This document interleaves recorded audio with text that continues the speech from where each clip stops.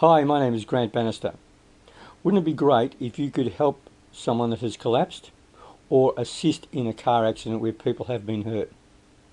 It takes a little knowledge and perhaps a little study to get this right, but we're going to go through CPR today.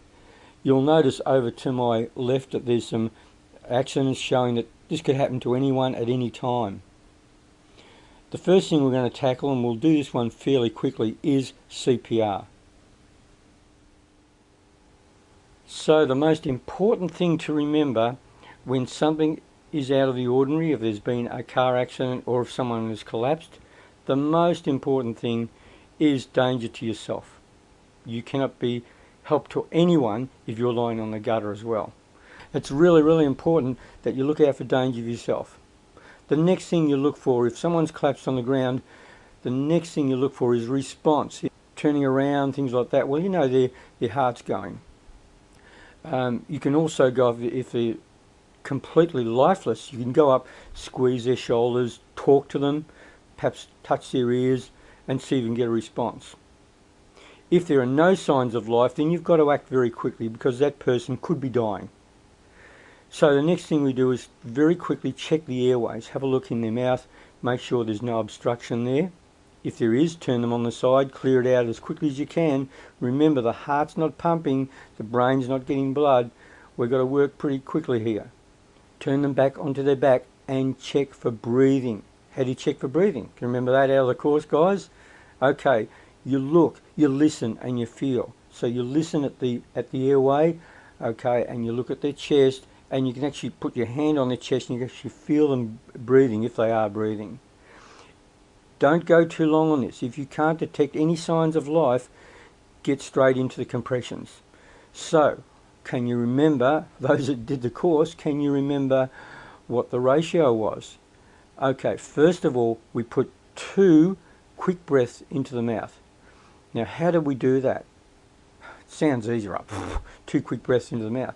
The problem is, if it escapes around the mouth, it's not going to be any good to them at all. So we're going to make sure you pinch the nose gently, of course, and tilt the head back. If you don't tilt the head back, the air won't go down into the chest. This is a little bit different for kids. Kids, you don't have to tilt their head back at all.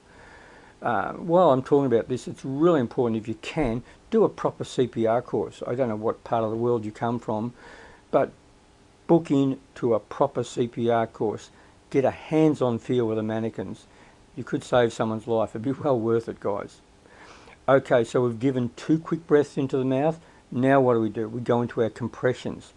We do 30 compressions and then another 2 breaths, 30 compressions and then another 2 breaths. And you keep going at that. How fast are the compressions? They're fairly fast. Okay, if you think about it, the amount of air that we've got to take and the amount of time the heart beats to get that blood around the body, it takes a fair bit. So you've got to get into it. The rate is at 100 compressions per minute. 100 compressions per minute. I don't want to confuse you with that. It's just a fairly fast rate. In the next video, we're going to show you a mannequin. We're going to show you how to do it. And I'm trying to keep this in simple terms so you'll remember it. There's too many overcomplicated courses, and then you get out there in the accident scene, you go, oh, what was it? Was it 2.5 or 2.15? Okay, we'll just keep it fairly simple. So I want you to put this into your mind very, very clearly. You start off with 2 breaths. 2 breaths. Then you do 30 compressions and 2 breaths. 30 compressions, 2 breaths. And keep doing that.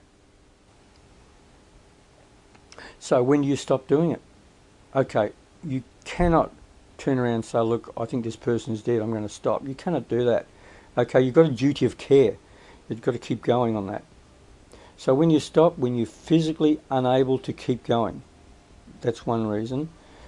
If the person revives, obviously that's another reason. And if a medical person proclaims that they are dead, they're the only reasons. You haven't got the right to say that they are dead. Just keep going. I've had friends that have done this and actually revived someone that they thought that they were working on a dead person. Don't give up on a person who's doing CPR, just keep going. Look, I'm going to do some more of these training lectures. I hope you enjoy them. We'll keep them simple and if you can come back to my channel and learn on this, that'd be great. And I'd like to thank the International College of Kinshasa for they're the RTOs on this, by the way, and they are fantastic. Barry Johnson has really helped me with this, and all I want to do is get the message out to you guys. Okay, you'll notice we haven't vlogged anything. All right, we're not trying to sell you anything.